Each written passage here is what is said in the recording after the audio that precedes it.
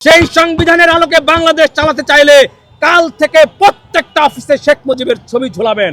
একজন তো গুম ফেরত হয়ে বাংলাদেশের স্বরাষ্ট্রমন্ত্রী আজকে সেই সংবিধানের বিপক্ষে দাঁড়িয়েছে, বাংলাদেশের জনরায়ের বিপক্ষে দাঁড়িয়েছে। ক্ষমতায় আসে তারা কিন্তু প্রিভিয়াসলি আন্দোলন সংগ্রাম করে যে এই সিস্টেম চাই না, এভাবে চলবে না, এভাবে চললে বাংলাদেশের মানুষ নিপীড়িত হয়, নির্যাতিত হয়, বিরোধীদের উপরে হামলা মামলা, জেল জুলুম গুম করা হয়। কিন্তু বিগত 17 বছর এই বয়ানগুলো দিয়েই কিন্তু আমরা আন্দোলন সংগ্রাম করেছি। সেখানে বিএনপি জামাত সহ সকল রাজনৈতিক দলগুলো এটাই বলেছে যে এই আওয়ামী লীগ সরকার বাংলাদেশের মানুষকে গুম করছে। অথচ আজকে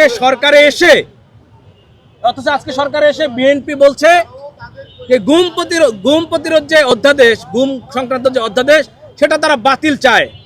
মানে তাহলে কি গুম করার ইন্টেনশন আছে আপনাদের?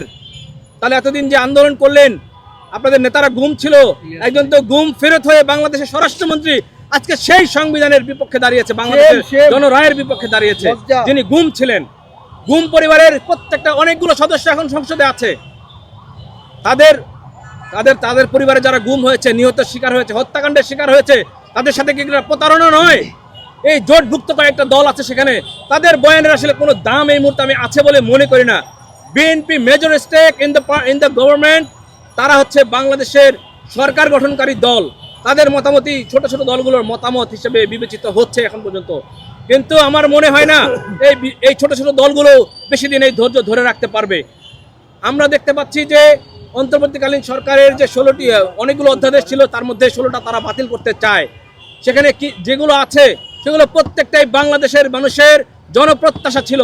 সেই জনপ্রত্যাশা আপনারা খারিজ করে, জনপ্রত্যাশাকে আপনারা এড়িয়ে গিয়ে কি ধরনের শাসন ব্যবস্থা কায়েম করতে চান সেটা আমাদেরকে স্পষ্ট ভাষায় বলে দেন। যে আমরা শেখ হাসিনা যে স্টাইলে বাংলাদেশ চালিয়েছে, শেখ হাসিনা যে সংবিধানের অধীনে বাংলাদেশ চালিয়েছে, সেই সংবিধানের আলোকেই আমরা আগামীর বাংলাদেশ চালাতে চাই।